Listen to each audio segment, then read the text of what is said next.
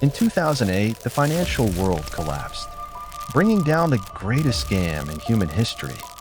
And when Bernie Madoff's mask finally fell, the true cost wasn't just tens of billions of dollars. It was paid in blood and human lives.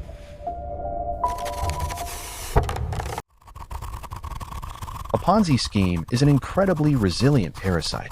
It can survive recessions, it can survive political upheavals, and it can survive decades of scrutiny under one absolute, non-negotiable condition. The amount of fresh cash coming in from new investors must always be larger than the amount of cash old investors want to take out. For nearly 30 years, Bernie Madoff managed this delicate, terrifying balance with the poise of a tightrope walker. But in the autumn of 2008, the entire global financial system suffered a catastrophic heart attack. The subprime mortgage crisis struck with the force of an atomic bomb. The housing market imploded. Massive financial institutions that had stood for over a century dissolved overnight. The global credit markets froze completely. Panic spread through the financial elite like a wildfire. Suddenly, the billionaires, the hedge funds, and the institutional investors who had safely tucked their money away with Bernie Madoff found themselves facing massive liquidity crises in their other businesses. They were being margin called by banks. They needed cash, and they needed it immediately. They looked at their Madoff statements, saw that their balances were still safely showing steady profits, and did the only logical thing. They picked up the phone and asked Bernie to send their money back. In November 2008, a devastating tidal wave of redemption requests slammed into the 17th floor of the Lipstick Building. In the span of just a few weeks, investors demanded a staggering $7 billion in cold hard cash. Madoff sat at his desk, staring at the numbers. He knew the game was over. He opened Chase account 703. There were no billions left. The well had run completely dry. There was only a few $100 million remaining, just a fraction of what was needed to satisfy the ravenous demands of his panicked investors. Madoff scrambled. He tried every trick in his psychological playbook. He called up wealthy friends in Europe and begged them to open new accounts, promising them unprecedented, exclusive terms. He tried to convince his feeder funds to delay their withdrawals, arguing that pulling out money during a market downturn would damage his long-term strategy. But the magic was gone. The entire world was bleeding cash, and nobody had any money to give him. By December 9, 2008, Bernie Madoff knew he had reached the absolute edge of the abyss. The illusion could no longer be sustained for another 48 hours. He decided to hold a meeting. But he didn't call his CFO Frank DePascali or his institutional investors. He called his two sons, Mark and Andrew Madoff. You must understand the profound tragedy of these two sons. Mark and Andrew had spent their entire adult lives working for their father. They ran the legitimate electronic market-making side of the business on the upper floors. They worshipped their father. They believed he was the ultimate titan of Wall Street integrity. They had no access to the 17th floor, and like the rest of the world, they genuinely believed their father's asset management arm was a legendary success. When they walked into Bernie's office, they noticed he looked visibly frail. His pristine, confident posture was completely shattered. He looked like an old, broken man. He told them they needed to go to his apartment on Park Avenue because he couldn't speak in the office. Once inside the living room, with his wife Ruth standing nearby, Bernie Madoff looked at his sons and delivered a line that shattered their world forever. He said, "I'm ruined. I have absolutely nothing left. It's all one big lie." Mark and Andrew stared at him, utterly confused. They thought he was talking about a bad quarter or a trading loss. Andrew asked, "What are you talking about, Dad?" Bernie looked at his sons with a chillingly calm, empty expression and said, "The asset management business. It's a fraud. It's a giant Ponzi scheme. There are no investments. It's all gone." He then calmly explained that he had about $200 million to $300 million left, and he planned to use that final cash to pay out bonuses to his favorite employees, his friends, and his family, and then he would turn himself into the authorities in a week or two. Mark and Andrew were horrified. They realized in a flash of terror that if they waited even 24 hours, if they allowed their father to distribute that remaining money to family members, they would legally become co-conspirators in the largest financial crime in human history. They would be accomplices to a multi-billion-dollar theft. They walked out of their parents' apartment in a state of absolute shock. They didn't protect their father. They didn't help him hide the cash. Instead, they drove straight to a lawyer's office, and by that very evening, they had contacted the federal authorities and blown the whistle on their own father. On the morning of December 11, 2008, the federal government came for the king. 2 FBI agents knocked on the door of Bernie Madoff's multi-million-dollar Park Avenue penthouse. Madoff opened the door, dressed in his expensive silk pajamas. The agents asked, "Are you Bernard Madoff? Do you know why we are here?" Madoff sighed, stepped aside, and said, "Yes, I know why you're here. There is no innocent explanation for this. I've been living a lie for a very long time. I'm ready." As the handcuffs clicked around his wrists, the heavy curtain fell, and the true horror of his $65 billion empire was laid bare to the world. The numbers were staggering, but the human cost was completely devastating. Over 40,000 individual victims were dragged into the abyss. It wasn't just Hollywood celebrities like Steven Spielberg or billionaire real estate developers who lost out. The true tragedy lay in the destruction of ordinary lives. Massive labor union pension funds were wiped out. Elite universities lost their entire endowment funds. But the most heartbreaking cases were the individual retirees. Tens of thousands of older couples who had worked ordinary jobs for 40 years had taken their modest life savings and placed them with Madoff through feeder funds. In a single morning, they found themselves completely bankrupt.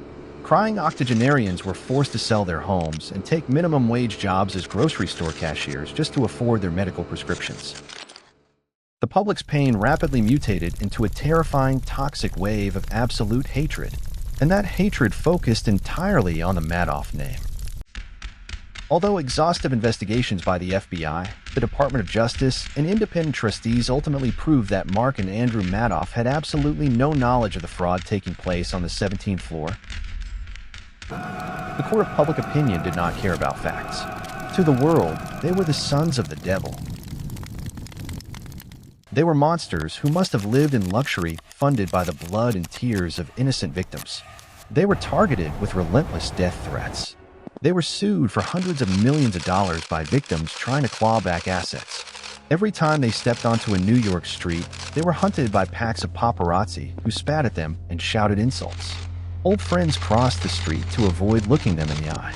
They were completely cast out of human society. Mark Madoff, the eldest son, was a fragile soul who simply could not withstand the suffocating weight of the family shame. He was consumed by an agonizing mixture of fury at his father's betrayal and despair over the total destruction of his own reputation. He couldn't sleep. He became obsessed with reading the online comments on news articles, where thousands of strangers called for his public execution. On December 11, 2010, exactly 2 years to the day after his father's arrest, the tragedy reached its first dark peak. In his loft apartment in Soho, while his 2-year-old son lay sleeping in the bedroom just a few feet away, 46-year-old Mark Madoff took a dog leash, fastened it to a pipe in the ceiling, and hanged himself. In a final heartbreaking email sent to his wife moments before his death, Mark wrote, "No one wants to believe the truth. Please take care of the children. Send my father a message that his lie has finally claimed its first life." The curse of the Madoff name did not stop with Mark. Andrew Madoff, the younger brother, tried desperately to fight back. He publicly denounced his father and dedicated his remaining energy to launching a small business and raising awareness for cancer research. But the sheer relentless stress of the lawsuits, the public shunning, and the suicide of his brother shattered his physical health. Andrew had successfully beaten a rare form of blood cancer called mantle cell lymphoma back in 2003. But under the crushing weight of the family disaster, his immune system collapsed and the cancer returned with a vengeance. In September 2014, Andrew Madoff died in a Seattle hospital bed at the age of 48. Before he took his final breath, he gave an interview that laid bare the permanent scar his father had left on his soul. He said, "My father killed my brother quickly, and he is killing me slowly. He is a monster. I will take my hatred for what he did to my grave." And what became of Ruth Madoff, the matriarch who had fallen in love with Bernie when they were just teenagers in Queens? She was stripped of her grand penthouses, her luxury yachts, and nearly every dollar of her wealth. She was forced to sign over $80 million in assets to the court-appointed trustee. She was left with a mere fraction of money and was effectively evicted from New York high society. Her oldest friends literally locked their doors when she knocked, terrified that being associated with her would ruin their own social standing. She was forced to live out her final years in absolute isolation, moving into a modest, rented condominium in Connecticut, hiding her face behind dark sunglasses whenever she went to the local supermarket, entirely alone, a broken mother who had to endure the ultimate horror of outliving both of her sons, knowing that their deaths were caused by the man she had loved for 50 years. And what about the architect of this misery? What about Bernie Madoff himself? He was sentenced to 150 years in federal prison, the absolute maximum penalty allowed by law. Behind the bars of the Butner Federal Correctional Complex in North Carolina, Madoff never showed genuine remorse. He didn't lose sleep over the ruin of the retirees or the suicides of his sons. In jail, he was treated like a celebrity by the other inmates. He ran a monopoly on the prison's hot chocolate supply, cornering the market just like he did on Wall Street. In interviews with psychologists, he blamed his own victims, callously stating, "These people were sophisticated. They were greedy. They wanted something for nothing, and I gave them exactly what they asked for. They should have known better." On April 14, 2021, Bernie Madoff died alone in a prison hospital bed at the age of 82. His kidneys had completely failed. There was no family present at his bedside. There were no tears shed. No one claimed his body. There was no funeral service, and he was quietly cremated. The deep, dark psychological secrets of how a human being could look into the eyes of his friends, his neighbors, and his own children every single day while actively destroying their lives. Those secrets were taken down with him into the cold, silent earth. The story of Bernard Madoff is far more than a historical curiosity or a true crime case study from a bygone era of Wall Street. It is a timeless, chilling mirror that reflects the deepest vulnerabilities of the human psyche. It is a cautionary tale about the terrifying power of deception and the lethal consequences of institutional blindness. Madoff did not break the financial system by using complex mathematical equations or advanced hacking techniques. He broke it by weaponizing the oldest flaws in human nature. Our desperate desire to belong to an elite group, our willingness to trust status over evidence, and our profound fear of missing out on a perfect opportunity. He understood that if you create an illusion of absolute exclusivity, people will completely turn off their critical thinking skills. They will hand you their life savings, they will look away from obvious warning signs, and they will literally defend you against the people who are trying to save them. But the universe and the financial markets operate under a strict, unforgiving law. An empire built on a foundation of absolute lies cannot stand forever. The larger the deception grows, the more weight it puts on the structure, until the day comes when the entire apparatus collapses, crushing not just the liar, but destroying everyone who bought into the illusion. Bernie Madoff is dead, and his physical office on the 17th floor has been cleaned out. But the psychological blueprint he created has never been more alive than it is today. It has simply evolved. It has adapted to the digital age, trading its bespoke suits and country clubs for flashy social media profiles, encrypted messaging apps, and complex tech terminology. We see it in the catastrophic collapses of multi-billion-dollar cryptocurrency platforms that promise astronomical yields with zero risk. We see it in hyper-hyped algorithmic trading bots, and in massive real estate syndicates promoted by charismatic influencers who claim to have discovered a secret loophole to infinite wealth. The predators of the 21st century are using the exact same psychological hooks that Bernie Madoff perfected in the lipstick building. And your only line of defense against them isn't a government agency, a smart lawyer, or a sophisticated regulatory commission. Your only true shield is your own skepticism and your own willingness to look past the illusion of prestige. As you navigate this increasingly chaotic and deceptive financial world, never let anyone weaponize your own desire for exclusivity against you. Keep your eyes wide open, question everything, and always remember the foundational rule of survival in high finance. If an investment looks too good to be true, it isn't just a bad deal. It is an illusion designed to destroy you. Thank you so much for taking this deep, dark journey into the rise and fall of the Madoff dynasty with us today. It takes a massive amount of research, script writing, and editing to bring these highly detailed financial case studies to life. If you found this narrative gripping and learned something valuable about how to protect your own hard-earned money from modern-day financial predators, please take a brief second to support the channel. Hit that like button right now, drop a comment below letting us know what part of Madoff's psychological manipulation shocked you the most, and most importantly, click that subscribe button and turn on the notification bell. Your active support is the primary fuel that allows us to keep digging deep into the archives, exposing the hidden history of the financial world, and bringing you high-quality stories every single week.